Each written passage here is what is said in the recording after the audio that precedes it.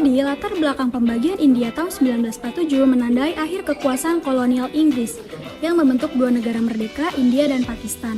Konflik agama antara Hindu dan Muslim mendorong pembagian ini. Sebelum pembagian, kolonialisme Inggris dimulai pada abad ke-18 melalui perusahaan Hindia Timur Inggris. Dan setelah pemberontakan 1857, India berada di bawah kendali langsung Inggris.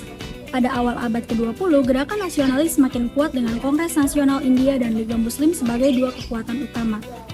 Pada 1947, Inggris memutuskan mengakhiri kekuasaan mereka. Rencana Mountbatten mengusulkan pembagian berdasarkan agama yang memicu kekerasan migrasi massal. Sekitar 10-15 juta orang terpaksa pindah, dan sekitar 1 juta orang tewas. Pembagian ini juga menciptakan Pakistan Barat dan Pakistan Timur. Salah satu isu paling kontroversial adalah status Kashmir, wilayah mayoritas Muslim yang dipimpin oleh Maharaja Hindu.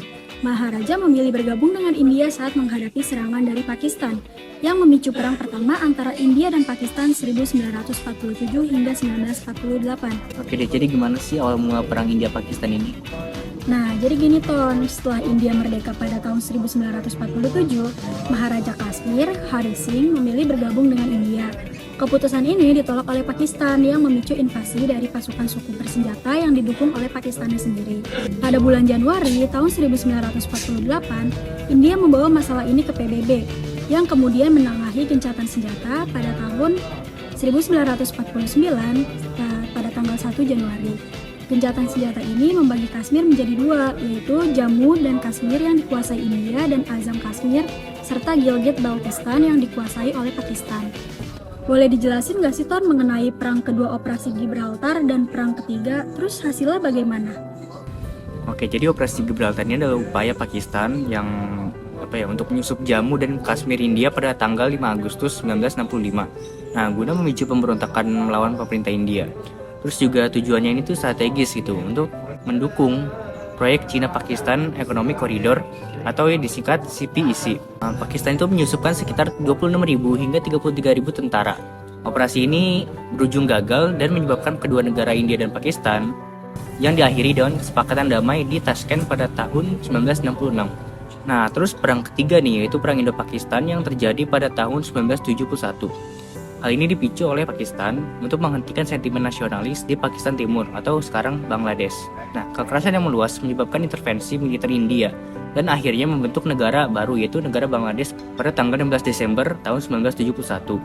Nah, setelah penyerahan tentara Pakistan, perang ini mengokohkan India sebagai kekuatan regional yang signifikan dan memiliki makna historis yang berbeda bagi Bangladesh, Pakistan, dan India itu sendiri gitu di. Oke. Jadi dari tadi yang dijelasin Pak Tony, berarti konflik ini tuh berlangsung secara lama juga ya? Iya, ternyata lama juga ya. Tapi gue ngeliat ya, ternyata masih terjadi lagi loh konflik setelah yang dijelasin sama Pak Tony. Jadi ternyata ada konflik yang namanya Kargil di tahun 99. Jadi konflik Kargil ini di wilayah line of control yang memisahkan antara perbatasan India sama Pakistan di wilayah Kashmir. Pasukan dari Pakistannya ini tuh nyusup ke wilayah India, tapi mereka tuh kayak pintar banget loh. Dia tuh nyusupnya tuh ke wilayah strategis di India, yaitu di atas gunung. Nah, dari situ India, dan itu ketahuan dong sama India, mereka tuh nyusup karena untuk ngebatasin jalur supply-nya India, yang mana melewati lembah Siachen namanya. Dan karena itu ketahuan sama India, India langsung ngelakuin operasi militer, namanya Operasi Vijay. Dan ternyata Operasi Vijay ini tuh ngelibatin beberapa tentara, yang mana itu masuknya bahkan kayak sekitar ribuan tentara gitu. Terus juga ternyata ada korban nih dari pihak Pakistannya sendiri. Dan dari situ juga eskalasinya makin tegang dong karena banyak tewas tuh dari India sama Pakistan. Jadi eskalasi konflik ini makin meningkat gitu, dan itu merusak hubungan bilateral antara Pakistan sama India. Jadi dari yang lu jelasin tadi, kira-kira ada nggak tekanan diplomatik dari negara superpower kayak Amerika Serikat? Dan juga ada nggak kira-kira peran dari OI? Oh, dari yang gue baca sih ada ya, ada tekanan diplomatik dari AS sama keterlibatan OI sendiri, yaitu PBB. Jadi AS sama PBB ini udah bikin pasukan Pakistannya sendiri itu mundur gitu. Terus juga yang mana hasilnya itu jadi India ini berhasil gitu ngerebut kembali wilayahnya mereka di bulan Juli sebelum tahun 99. Kira-kira lo tau nggak situasi terkini gitu antara India sama Pakistan setelah konflik tersebut? Baru-baru ini tentara militer Pakistan dan juga India itu saling baku tembak dan juga mortirnya itu melintasi perbatasan India dan Pakistan sehingga menewaskan seorang penjaga perbatasan India. Jadi dapat dikatakan bahwa kasus ini belum terselesaikan. Kira-kira ada nggak ya upaya untuk menyelesaikan konflik itu? Jadi ada beberapa upaya yang sudah dilakukan.